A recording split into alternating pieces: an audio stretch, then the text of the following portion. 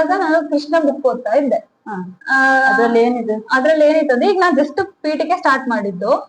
ಪೀಠಿಕೆ ಸ್ಟಾರ್ಟ್ ಮಾಡಿದಾಗ ಕೃಷ್ಣ ಅಂದ್ರೆ ಕೃಷ್ಣ ಅಂತ ಹೇಳುವಾಗ ನಮ್ಗೊಂದು ಒಂಥರ ಅಟ್ರಾಕ್ಷನ್, ರೋಮಾನ್ಸ್ ನಮ್ಗೆ ಅವನ ಬಗ್ಗೆ ಕೇಳ್ಬೇಕು ಅಂತ. ಬಿಕಾಸ್ ನಮ್ಗೆ ಗೊತ್ತು ಕೃಷ್ಣ ಅಂದ್ರೆ ನಾವು ಸಣ್ಣವರಿದ್ದಾಗಿಂದ ಕೇಳ್ಕೊ ಬಂದಿದೀವಿ.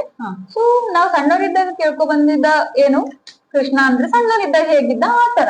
ಬಟ್ ನಾವು ಬೆಳೀತಾ ಬೆಳೀತಾ ಏನಾಗುತ್ತೆ ಅಂದ್ರೆ ಕೃಷ್ಣನ್ ಬಗ್ಗೆ ತಿಳ್ಕೊಳ್ತಾ ಹೋದಾಗ ಕೃಷ್ಣ ಅಂದ್ರೆ ಯಾರು, ಈ ಜಗತ್ತಲ್ಲಿ ಕೃಷ್ಣ ಏನಿಕ್ ಬೇಕು, ನಾವು ಕೃಷ್ಣನ್ ಬಗ್ಗೆ ಏನಿಕ್ ತಿಳ್ಕೋಬೇಕು ಈ ಕಲಿಯುಗದಲ್ಲಿ, ಮತ್ತೆ ನಾವು ಕೃಷ್ಣನ್ ಧರ್ಮನ ಯಾಕೆ ಪಾಲನೆ ಮಾಡ್ಬೇಕು, ನಾವ್ ಹೇಗೆ ಖುಷಿಯಾಗಿರ್ಬೇಕು, ನಾವ್ ಹೇಗೆ ಬದುಕ್ಬೇಕು, ನಾವ್ ಏನಕ್ಕೆ ಜನಿಸಿದ್ದು, ನಾವ್ ಹುಟ್ಲಿಕ್ಕೂ ಒಂದು ಕಾರಣ, ಸಾಯ್ಲಿಕ್ಕೂ ಒಂದು ಕಾರಣ, ಮಧ್ಯೆ ನಾವ್ ಏನ್ ಮಾಡ್ಬೇಕು ಅನ್ನೋದನ್ನ ನಾವ್ ತಿಳ್ಕೊಬೇಕು. ಅದ್ ಹೇಗೆ ಅಂದ್ರೆ ನಾವು ಕೃಷ್ಣನ್ ಬಗ್ಗೆ ತಿಳ್ಕೊಂಡಾಗ ಮಾತ್ರ ನಮ್ಗೆ ಗೊತ್ತಾಗುತ್ತೆ. ಓಕೆನಾ? ಈಗ ಎಲ್ಲರಿಗೂ ನಾವೇನೋ ಕೃಷ್ಣನ್ ಬಗ್ಗೆ ಹೇಳೋ ಎಲ್ಲರಿಗೂ ಒಂದು ಏನು ಆಸಕ್ತಿ ಇರಲ್ಲ ಕೆಲವೊಬ್ಬರು. ಬಿಕಾಸ್ ಅವರಿಗೆ ಅನ್ವಾಂಟೆಡ್, ಬೇಡ ಅನ್ನೋ ತರ. ಲೈಕ್ ಲೌಕಿಕ ಮತ್ತೆ ಅಲೌಕಿಕ ಅಂತ ಎರಡು ತರ ಇರುತ್ತೆ. ಸೊ ಕೆಲವೊಬ್ರು ಅವರವರ ಡೈಲಿ ಲೈಫ್ ಶೆಡ್ಯೂಲ್ ನಲ್ಲಿ ವರ್ಕ್ ಅಲ್ಲಿ ಬ್ಯುಸಿ ಆಗಿರ್ತಾರೆ. So they don't want to hear about Krishna. But ಯಾರಿಗೆ ಕೃಷ್ಣನ್ ಬಗ್ಗೆ ತಿಳ್ಕೋಬೇಕು, ಯಾರಿಗೆ ಅವನ ಮೇಲೆ ಪ್ರೀತಿ ಇದೆ, ಯಾರಿಗೆ ಅವನ ಮೇಲೆ ಭಕ್ತಿ ಇದೆ, ಆಸಕ್ತಿ ಇದೆ, ಅವ್ರು ಮಾತ್ರ ತಿಳ್ಕೊಳಕ್ಕೆ ಸಾಧ್ಯ ಅವನ ಬಗ್ಗೆ. ಅವನ ಬಗ್ಗೆ ತಿಳ್ಕೊಂತ ಹೋದ ಹಾಗೆ ಇನ್ನು ಉದ್ದನೇ ಇದೆ, ಬಿಟ್ರೆ ಎಂಡಿಂದ ನೋ ಎಂಡ್, ಇನ್ಫಿನಿಟಿ ತರ. ಸೊ ಈಗ ನಾನು ಅಲ್ಲಿ ಓದಿದಾಗ ಸ್ವಲ್ಪ ಅವರು ಒಂದು ಪೀಠಿಕೆ ಹೇಳಿದ್ದಾರೆ. ಅಂದ್ರೆ ಯಾರ್ಯಾರು ಅವ್ರು ಯಾರ್ಯಾರು ಕೃಷ್ಣ ಬಗ್ಗೆ ಹೇಳಿದರೆ, ಯದುವಂಶದಲ್ಲಿ ಜನಿಸಿದ ಕೃಷ್ಣ, ಅವನು ಜನಿಸಿದ, ಬಟ್ ಅವನು ಇಡೀ ಏನು ಜಗತ್ತಿಗೆ ಬೇಕಾದವನು, ಇಡೀ ಬ್ರಹ್ಮಾಂಡಕ್ಕೆ ಬೇಕಾದವನು. ಬಟ್ ಈಗ ಸೂರ್ಯ ಎಲ್ಲರಿಗೂ ಬೇಕು. ಬಟ್ ಹೇಗೆ ಸೂರ್ಯ ಅವನು ಪೂರ್ವ ದಿಕ್ಕಲ್ಲೇ ಹುಟ್ಟಬೇಕು ಅಂತ ಅವನು ಆರಿಸ್ಕೊಂಡಿದ್ದಾನೋ, ಹಾಗೆ ಅವನು ಯದುಕುಲ ವಂಶವನ್ನ ಆರಿಸ್ಕೊಳ್ತಾನೆ. ಹುಟ್ಲಿಕ್ಕೆ ಒಂದು ಯದುಕುಲ ವಂಶವನ್ನ ಆರಿಸ್ಕೊಳ್ತಾನೆ ಅಂತ ಇಲ್ಲಿ ಅವ್ರು ಹೇಳಿದ್ರು. ಸೊ ಹೀಗೆ ಸುಮಾರು ಹೇಳಿದ್ರು. ಈಗ ನಾನು ಅಲ್ಲಿ ತನಕ ಹೇಳಿದೆ. ಅಂದ್ರೆ ಈಗ ಕೃಷ್ಣನೇ ಮೇನ್ ಈ ನಮ್ಮ ಒಂದು ಬ್ರಹ್ಮಾಂಡ. ಕೃಷ್ಣನ್ ಅವನು ಆಲ್ರೆಡಿ ಭಗವದ್ಗೀತೆ ನಾನೇ ಪರಮ ಪುರುಷೋತ್ತಮ, ನಾನೇ ಏನು ಅಂದ್ರೆ ಹೇಳ್ಕೊಬಿಟ್ಟಿದ್ದಾನೆ, ನಾನೇ ಜಗದೋದ್ಧಾರಕ, ಲೈಕ್ ಪರಮ ಪುರುಷೋತ್ತಮ ಅಂತ ಅವನು ಹೇಳ್ಬಿಟ್ಟಿದ್ದಾನೆ.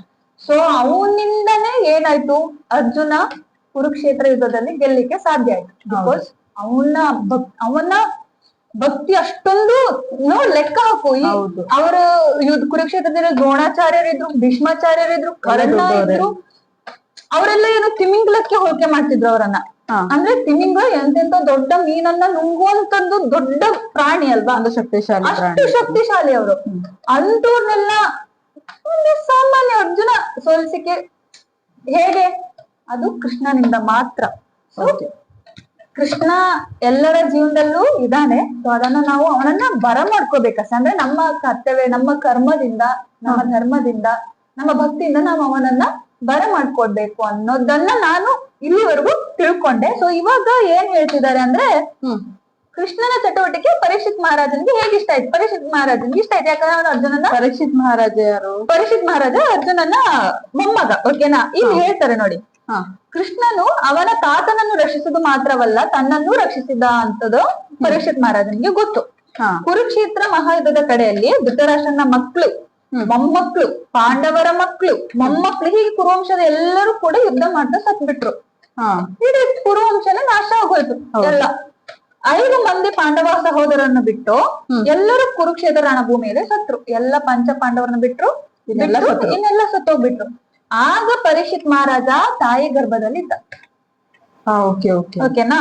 ಅರ್ಜುನನ ಮಗನು ಪರೀಕ್ಷಿತ್ ಮಹಾರಾಜನ ತಂದೆಯೂ ಆದ ಅಭಿಮನ್ಯು ಸಹ ಕುರುಕ್ಷೇತ್ರ ರಣರಂಗದಲ್ಲಿ ಸತ್ರು. ಅರ್ಥ ಆಯ್ತಾ?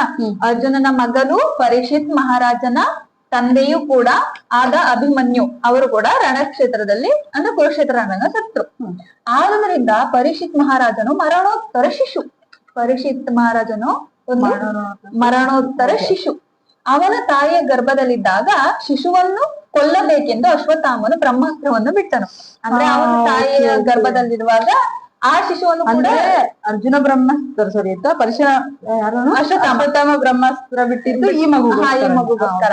ಪರೀಕ್ಷಿತ್ ಮಹಾರಾಜನ ತಾಯಿ ಉತ್ತರೆಯು ಕೃಷ್ಣನ ಬಳಿ ಹೋದಾಗ ಕೃಷ್ಣನು ಗರ್ಭಪಾತದ ಅಪಾಯವನ್ನು ಗುರುತಿಸಿ ಪರಮಾತ್ಮನಾಗಿ ಅವಳ ಗರ್ಭವನ್ನು ಪ್ರವೇಶಿಸಿ ಪರೀಕ್ಷಿತ್ ಮಹಾರಾಜನನ್ನು ಕಾಪಾಡಿದನ. ಅಂದ್ರೆ ಉತ್ತರೆ ಹೋಗಿ ಕೃಷ್ಣನ ಹತ್ರ ಕೇಳ್ತಾಳೆ, ಅಂದ್ರೆ ಅವಳ ಹತ್ರ ಹೋಗಿ ನಿನ್ನ ಮಗು ಗರ್ಭಪಾತದ ಅಪಾಯದಲ್ಲಿದೆ ಅಂತ ಹೇಳಿದಾಗ ಕೃಷ್ಣನೇ, ಸಾಕ್ಷಾತ್ ಕೃಷ್ಣನೇ ಅವಳ ಗರ್ಭದೊಳಗೆ ಹೋಗ್ಬಿಟ್ಟು ಪರೀಕ್ಷಿತ್ ಮಹಾರಾಜನನ್ನ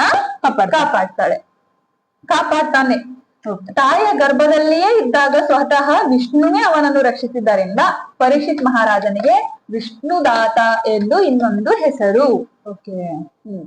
ತಾಯಿಯ ಗರ್ಭದಲ್ಲಿರುವಾಗ ಸಾಕ್ಷಾತ್ ಕೃಷ್ಣ ಪರಮಾತ್ಮನೇ ವಿಷ್ಣು ಅವತಾರದಲ್ಲಿ ಹೋಗಿ ಅವರನ್ನ ರಕ್ಷಿಸುವುದರಿಂದ ಸೊ ಪರೀಕ್ಷಿತ್ ಮಹಾರಾಜನಿಗೆ ಏನಂತ ಕರೀತಾರೆ ಅಂದ್ರೆ ವಿಷ್ಣುದಾತ ಅಂತ ಕರೀತಾರೆ.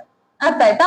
ಹೀಗೆ ಬದುಕಿನಲ್ಲಿ ಯಾವುದೇ ಸ್ಥಿತಿ ಇರಲಿ ಪ್ರತಿಯೊಬ್ಬರು ಕೃಷ್ಣನ ವಿಷಯವಾಗಿ ಮತ್ತು ಅವನ ಚಟುವಟಿಕೆಗಳ ವಿಷಯವಾಗಿ ಕೇಳಲು ಆಸಕ್ತರಾಗಿದ್ದಾರೆ. ಹೇಗೆ ಪರೀಕ್ಷಿತ್ ಮಹಾರಾಜ ಕೃಷ್ಣನ ಬಗ್ಗೆ ಕೇಳಲಿಕ್ಕೆ ಆಸಕ್ತಿಯಾಗಿದ್ದಾನೋ ಅಂದ್ರೆ ಉತ್ಸಾಹಕನಾಗಿದ್ದಾನೋ ಹಾಗೆ ನಾವೆಲ್ಲರೂ ಕೂಡ ಕೇಳಲಿಕ್ಕೆ ನಾವು ಅಷ್ಟು ಆಸಕ್ತಿಯಾಗಿರೋ ಕೃಷ್ಣನ ಬಗ್ಗೆ ನಾನು ಏನೋ ನಿಂಗೆ ಹೇಳ್ತಾ ಇದ್ದೀನಿ ಅಂದ್ರೆ ಬಿಡು ಅದೇನ್ ಕೃಷ್ಣ ಕೃಷ್ಣ ಅಂತ ಹಾಗೆ ಹೇಳ್ಬಾರ್ದು. ಬಿಕಾಸ್ ನೀನ್ ಕೇಳ್ಬೇಕು. ಯಾಕಂದ್ರೆ ನೀನು ಕೃಷ್ಣನ್ ಬಗ್ಗೆ ಕೇಳಿದಾಗ ನಿಂಗೂ ಪುಣ್ಯ ಸಿಗುತ್ತೆ, ನಾನ್ ಹೇಳೋದ್ರಿಂದ ನಂಗೂ ಪುಣ್ಯ ಸಿಗುತ್ತೆ, ನೀನ್ ಹೋಗಿ ಇನ್ನೊಬ್ರು ಹೇಳೋದ್ರಿಂದ ಆ ಪುಣ್ಯ ಫಲ ಹೆಚ್ಚ. ಯಾಕಂದ್ರೆ ಅವನು ಪರಮ ಪುರುಷೋತ್ತಮ. ಸೊ ಅವನ ಬಗ್ಗೆ ಹೇಳ್ಬೇಕು ಅನ್ನೋದಕ್ಕೆ ಒಂದು ಪುಣ್ಯ ಬೇಕಲ್ವಾ? ಸೊ ಅದನ್ನ ಎಲ್ಲರೂ ಹಾಗೆ ಪಡ್ಕೊಂಡ್ ಬಂದಿರಲ್ಲ.